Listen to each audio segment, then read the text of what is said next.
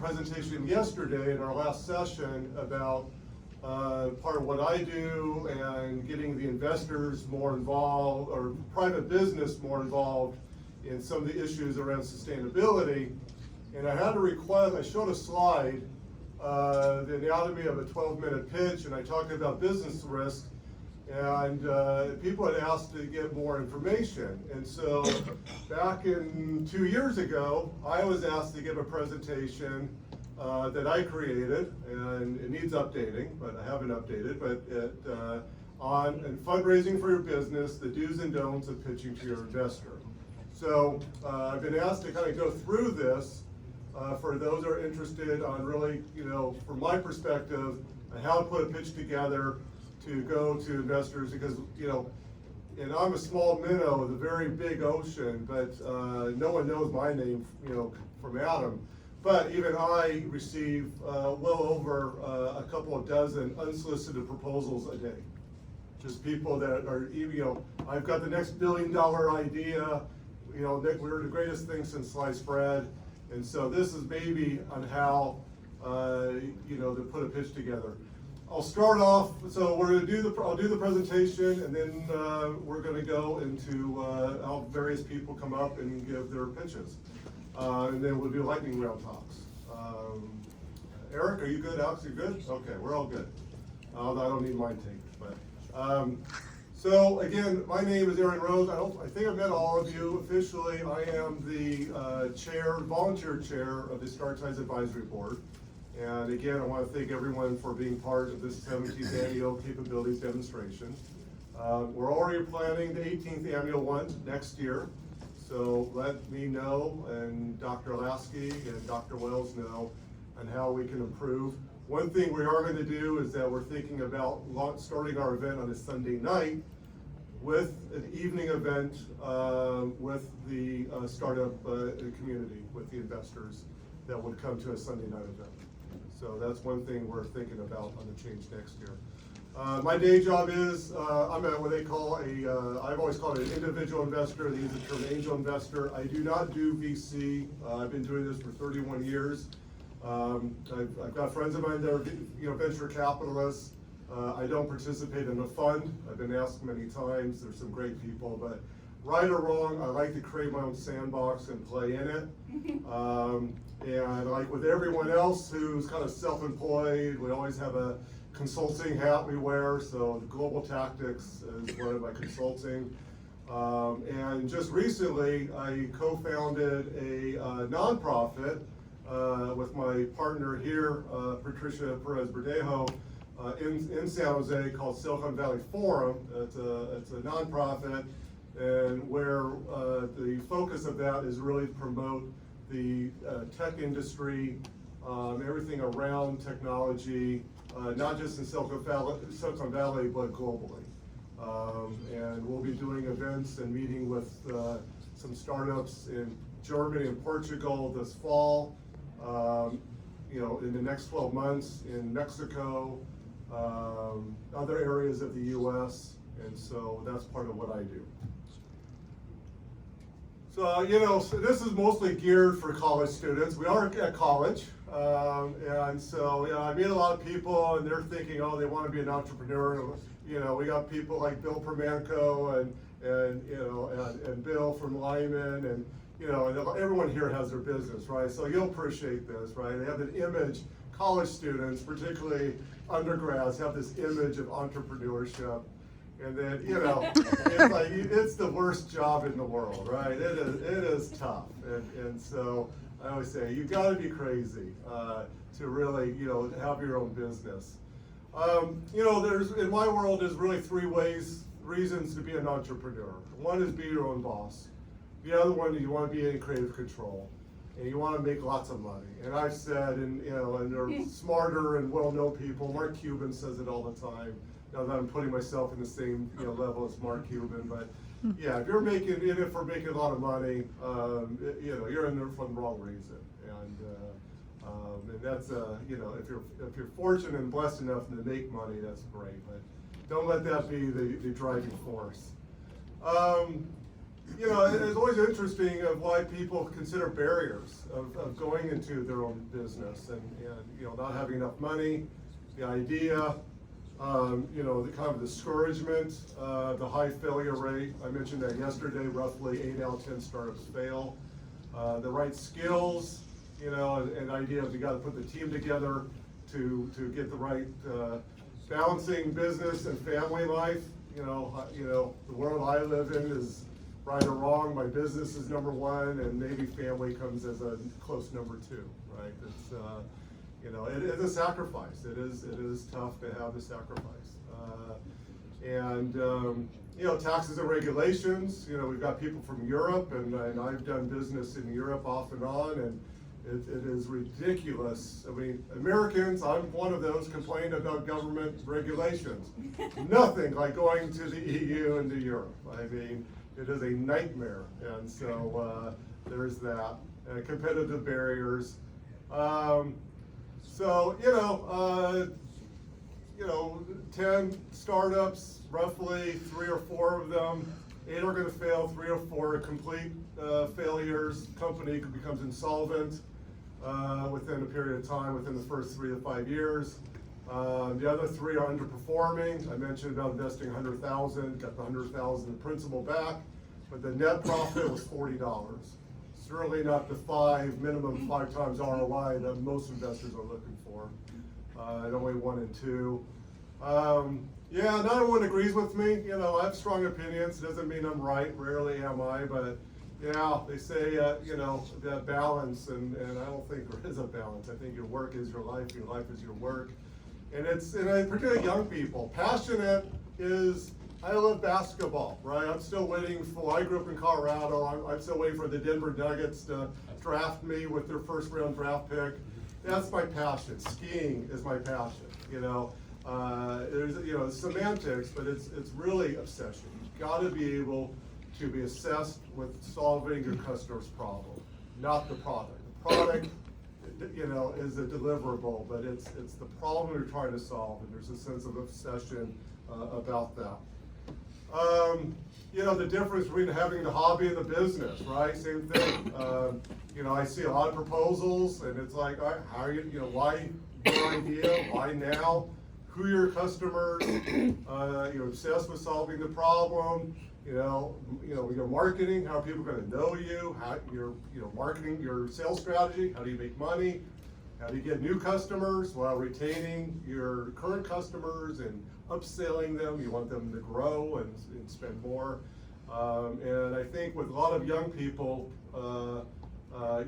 starting out their first business, if they're not able to answer this question, I say, you know, you got a wonderful hobby, and not really a business. Forgive the language, but ideas are really crap without execution and follow through. I tell young people, ooze confidence, not being overly, but not be arrogant. You gotta accept risk, gotta have a plan, set micro goals, you gotta have some, young people particularly, that's why this event is a great event. Candidly, I always wish more students would come, and not just here, but other events that I'm part of. Even, build stronger relationships, not a larger network. You gotta be intentional. I read a survey somewhere, maybe, I think Meta and Facebook reprinted a survey, but basically said we have the human capacity of having relationships with 150 people. So that includes mom, dad, children, spouse, all that. So I always say be intentional, and don't worry about having 5,000 people on LinkedIn. I've got 5,700 people I'm connected on LinkedIn. I might, if I walked, if I saw them at a Starbucks, I may only know maybe 125. So can't do it alone. I always tell people the point of having a co-founder. Most investors are not going to invest in a sole owner operation. You're going to have a co-founder. These are the kind of 7 things I recommend you find in a co-founder. Plenty of time is a big part of it. I use the word passion for your idea. Again, obsession or passion, But having that co-founder, everyone gets along when things are good. Rarely is business going well, particularly the early stages. You're running out of cash. You got payroll to meet. Got a couple months of spend left. I mean, it's not good, and when things are not good, how are you going to get along, and where's the support? So the getting naked with your business partners early is a play on a title of a book. A friend of mine, who's a Persian American, wrote about how most couples, romantic relationships, hide the financial activities from their partner, from their spouse. And I kind of took on that, saying, yeah, early on, you gotta disrobe and in front of your partners and really come clean. The shared vision on the product and the company. And again, the world I come in, I hear a lot of pitches, and they'll pitch me, and it's like on the product. I say, okay, that's a wonderful product. What's the company? Well, it's the product. It's the hardware. It's the app. No, that's one facet of your company. What's your marketing strategy? What's your operations strategy, your financial strategy? So I talk about that, is that you've got to be aligned on both. The key thing also is defining the roles, and particularly with younger people. A lot of them are college students and their friends and whatnot, but one person, I'm not a big believer in the co-CEO. Netflix was able to get away with it for a while. Salesforce was able to get it, I'm just not a fan. There needs to be one person that the buck stops with them and is held accountable. You need the team, but the rest of the founders, if you have one or multiple founders, needs to support that person, and the leader, the CEO, needs to be open to hearing all ideas, but ultimately they make that decision and make the most informed decision. The business structure, that's an interesting one because most investors, I think we're all seasoned entrepreneurs, but I see proposals of companies saying, well, we're an LLC. Okay, well, nothing wrong with being an LLC. However, when it comes to exit risk, one opportunity is an IPO. LLCs, limited liability companies, do not list on the New York Stock Exchange because they're not a stock company. But they took advice from some lawyer who says, "Oh, this is easy to do," or they went to, some online website. But do you have a C corp? Do you have an S corp? S corp is a small corporation. They're a stock company that operates like an LLC. But they're limited to, used to be 75 shareholders, I think it's 100 and some, but no foreign nationals, no non-US citizens can be a shareholder of an S corp. So yes, it's a pass-through stock entity, but the C corp has double taxation, but that's something. And then it used to be, when I started my career, key man risk, it's now key person risk, as it should be. And that's the last point. What happens when a partner or key employee leaves? Again, you sit around, you get excited, we're gonna build this, we're gonna make $1 billion, we're gonna, be on CNBC and all that fun stuff, and invited to Stanford to give lectures, and, but when things get tough, and particularly, people need to pay the rent and the mortgage and whatever bills, they're gonna go get a day job. And so what happens when particularly if you're a tech company, and you're not a tech founder, but you're chief technology officer, leaves the company. What do you do? And I've started my own startups where we've encountered that. So we kind of get down to the meeting with your investor, and I said yesterday, it's like a job interview. You might have a meeting for an hour, but it's the first. You might have an employee. If you own your business, you're an employer. And I guarantee most of you, when you're hiring a new member of your team, your decision's made within the 10 minutes.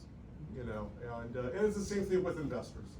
It's the same thing. They know. So the rest of the time, they're thinking, okay, what's my role in this company? How am I going to help them? And they're thinking, okay, well, I can help them in this market. I can help them with that. Or they're thinking, I'm not getting it, am I missing something? But then they're gonna lose interest. So it's really the first 10 minutes. And I call it a wow factor. You've got 10 minutes, and really, let's be honest, 5 minutes. You got 5 minutes to do 2 wow factors. Why is a customer willing to pay for this? How are you solving their problem? And the other part is that for the investor. How are you gonna wow me as an investor that wants me to support this? Now, if you ask 10 people, you're gonna get 10 investors for advice, you're gonna get 14 opinions. I recognize that, so I'm giving you 1 or 2. And most are gonna say you should have a PowerPoint, and everyone has their pitch deck. I personally am not a fan of the pitch deck PowerPoint, although ironically I'm showing one here. So I recognize the double standard, because I do live in a world of double standards. But I do think, I love the art of the conversation. My education background, ironically, was in philosophy, classical philosophy. So I love the Socratic method, and I love the conversation. But there is something to be said about the PowerPoint. Personalize, I know you, the entrepreneur, is showing your pitch deck to 500 people, but personalize it. Personalize it. Why do you want this investor? Same thing with the resume. Right? Why do you want to work at my company? I know you're applying to 50 other companies, and I know you've got 2 more interviews after our conversation today. But it's the same thing. Personalize. The pitch deck format I tend to be critical on because they don't talk about getting to the financials quickly. They talk about problem solution. This is about money. Tell me exactly how much you want, when are you going to start making money, and how much do you think you're going to make by when? And do that. And address the risks and have a definitive offer. I mean, it's, again, in your presentation, is this a convertible note? Is this a safe note? Is this a equity play? What is it that you're selling? Is it just a pure promissory loan? You just need to borrow money. Is it a bridge loan? Is it a mezzanine loan? I know there's a lot of terms that maybe not everyone's familiar with, but what's your offer? What's your instrument? This is a slide I showed yesterday. When I started my career, it was the anatomy of the 10-minute pitch, and again, you really have 10 minutes. A few years ago, as we got into recognizing climate, sustainability, I added the points for impact. That adds 2 minutes to this, and it's really, what is your company's ESG, environmental, social, and governance, although in the business world, ESG has become kind of a negative term recently, but essentially, what is your impact on the SDGs, UN SDGs, and then addressing your risks. But again, with the first point up there on financials, and then I have it at the end, I do get into your financials early, because then it's going to be, for the rest of it is, okay, am I going to be willing to write, a $100,000, $500,000 check to these founders, and figure out the rest of it. The path to success, I showed this, I think, yesterday as well. You go from idea to demo, the revenue, profitability, and then sustained profitability. And the various 8 out of 10 startups fail. Again, half are complete, half are underperforming. I like this one because, getting the innovators, your customers, and your early adopters and early market, and then where most early businesses fail, they fall into a chasm. Do you have the team in place? This is really about the team. Do you have the team in place to really, cross that chasm and go into the mainstream, at least into the early majority? Talked about the risks. In my world, up until a few years ago, there were 7 risks. The technology, if you're a hardware company, your technology is different from your product. If you're a SaaS company, it's one and the same. Your market risk, I mentioned yesterday, your market is not just sectorial. If you're building another, is Mafade here? I saw Mafade was here. A woman I co-founded a business with, actually. But she created an online marketplace. It was unique in its own way, but anything online retail, you're competing with Amazon, you're competing with now the Chinese companies, Temu, and what's, Pinduoduo, and any of these other ones. So, and then market is also, well, not just sectorial, but geographic, as I mentioned. So if you're doing business in Africa, we were talking about that yesterday, you are competing with Chinese businesses. Scale risk. In my mind, scale risk is the #1 risk that brings down all businesses. You know, with Lyman, we haven't really talked about your business, but I'm willing to bet, my mom lives in Vegas, I like to gamble. I'm willing to bet that scale risk is probably #1 risk, is that perfect dance. Bill, probably VIP, GlobalNet, the same thing. Every business is that perfect dance of scaling your operations and your finances and your sales and your team at the same tandem. And if one, you know, and if you're doing your little dance and one of those gets out of place, your business is in trouble. Apple. It's hard to imagine as much, and I'll disclose, I'm an Apple shareholder, not many shares, but they are in my portfolio. It's hard to imagine that Apple is in serious trouble on scale risk. And the rumor is that if Apple cannot figure it out, they may go by the wayside as BlackBerry did. Apple is a hardware company. The future is in software, in cloud. And Amazon with like a Microsoft Azure, Amazon AWS, Google is a distant third. They're trying to catch up. It's going to be very tough for Apple. It's a very, very tough, and people are quietly talking in Cupertino some serious concern about the future of Apple. Will Apple have to split up the company to survive? That is a serious question that they're asking in Cupertino. So that's the part of the scale risk. Capital risk, well, not having enough money, that's a problem, but what do you do if you run out of cash? Exit risk. We talked about it earlier over here. You know, what's your crystal ball? You don't know. Well, we really don't know. But are you anticipating the possibility of an IPO? Are you, an acquisition, a leverage buyout? There's really 5 different exits. Or just ultimately, there's nothing wrong with keeping the company profitable for 50 years. But ultimately, how does the investor get their money back? And are you at least, the entrepreneurs, the founders, at least aware of the different exits that exist?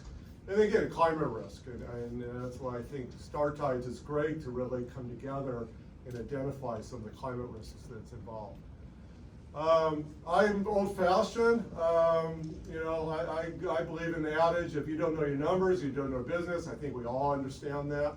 We can't control revenue. We can't, but we can control expenses. And as you're building out your financials for the next year, whether it's a nonprofit or for-profit, you should have a pretty good estimate of what your numbers or expenses are going to be.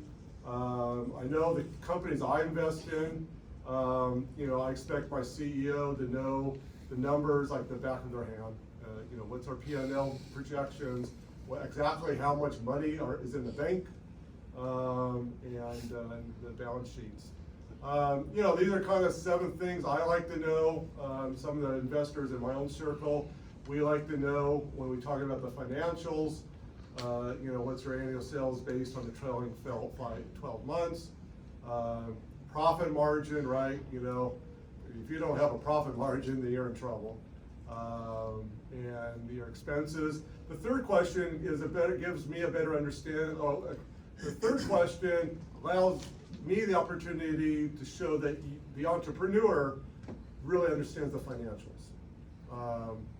And then segmented, your expenses segmented and trifurcated between sales and marketing, G&A, R&D, and the cost of revenue, cost of sales, and the timeline for operational and financial milestones.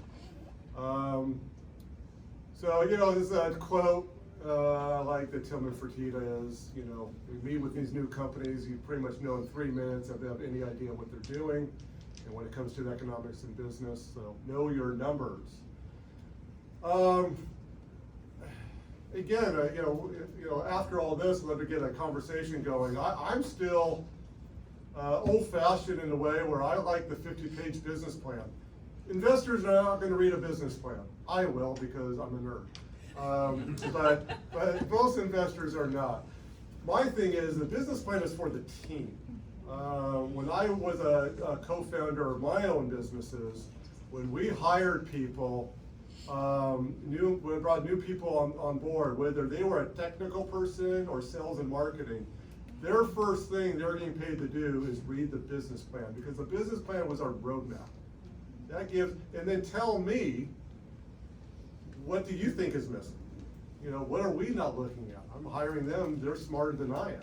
And what are we, me and my partners, what are we missing? So I do like the business plan as in the sense of the roadmap. Again, the business plan, there's a million ways to do it, but you got the executive summary, the company description. The key thing down here is, again, and this is the problem when we get into the kind of businesses we're in and you guys are in, because it's a humanitarian component. You still need to generate a profit. A lot of social entrepreneurship. I don't like that term myself, to be candid. I like responsible business, because social entrepreneurship and the triple bottom line, people probably plan it, but somehow, particularly among college students, that are afraid to generate a profit. You have to generate profit. You have to generate revenue and a profit. And so 3 things a business should always be in. Their goals: understand your customer and provide exceptional customer service. Give that credit to my late father, who was a cab driver, and anyone can take a cab, but he felt that you're getting the best cab ride in Denver, Colorado, if you're in the back of this checker cab. I'm sure some of you remember the old checker cab. Build a product or service of the highest quality, and you've got to build shareholder value. And I tell entrepreneurs that I'm shareholder number 3. That individual, she's shareholder number 1, and her business partner is shareholder number 2. So this is not about me per se, this is for them. The products and services, get into that, and really, particularly in the US, what's your IP strategy, your patents or trademarks and copyrights, your market analysis, marketing, sales, and distribution, your management, we all know that, we're seasoned. The risk factors, those 8 risks really go into, in this area, what are the risks to your company, the risks to your business sector, and then if you're a particular geographic area, and then your financial plan, your P&L, profit and loss, cash flow, and balance sheets. Can't emphasize it enough, have a plan. I found this, some of you have seen this without the "you are here," what people think, again, young people in their 20s and teens, 20s, and even early 30s, and those of us over that, we're still young, young at heart. But they think it's a straight shot, it's the reality, and I do like when you're in the mall, you are here. I had originally created this slide when I was a co-founder, leading co-founder and CEO of a mobile app development company called ROI3, and based in Seattle. My 2 partners were actually here in the DC area. That 2% was annoyed. I kind of anointed that 2% of the pie to myself, and they always laugh that that's a very large slice of the pie to give myself. But but the point is, it takes the team. And again, I give the advice. We all know, we're all experienced here in this room, but surround yourself with people smarter than you. Let's see, is it Aiden? Is that your guy? So Milton's son, right? You're young. I'm sure you're getting this advice. You may, get involved in your own company. We haven't met, but I know from the spreadsheet. But surround yourself with people smarter than you. The expectation I have for every team member, understand the company's and support the company's mission, vision, goals, and business model. Again, I mentioned my academic background was actually in philosophy, so I love learning. I'm a lifetime learner. I kind of take that very serious. Be willing to share new ideas and concepts, but teach me, teach me who's got experience. I'm proud of my experience, but I don't know it all, although I sometimes pretend I do. What's the adage? I don't know it all. I just can't. I know it all, but I can't remember it all at once. So anyway, but yeah, it's the learning component. For young people, it's a challenge I've noticed over the years of expressing their opinion and support it. That's become a challenge. Right? If you have an opinion that's different than mine, then say so. I don't take this, or even in this room today, I don't. Aaron, you're wrong. Tell me I'm wrong. I might still think I'm right afterwards, and you're thinking, boy, you had too many drinks at lunch. But yeah, I think that's that communication, and then be willing to make mistakes and learn from it. I think the key thing is, on that last point, is my role as an investor is to provide the kind of advisory support in addition to financial support, but to allow the CEO to make certain mistakes. I am afforded, generally twice a year, a veto card. I am afforded the right to say, I know you think we're at the fork of the road. I think you think we should go left. We're going to go right. I'm going to tell you and let you know why I think that. But ultimately, if you don't agree with me, I get the right twice a year of saying, we are going right. We're going to do it my way and not your way. Because there's a point of letting the entrepreneur make mistakes, small mistakes that you can learn from, but avoiding the mistakes that's going to jeopardize the company. And so that is part of what I require and people in my network kind of require in doing that. But we don't want to take over the company. We don't want to make those decisions. We want to be at the table. We want to provide, we want them to be successful. Leadership, we're all leaders in here in various ways, but I really emphasize the communication. Again, like a marriage, right? Things get tough. You may not always communicate, with your spouse, with your partner, but it's so crucial. When you get married, you sign a contract, right? And it's the same thing when in business. You're signing a shareholders agreement with your partners, and you get divorced, you need a lawyer.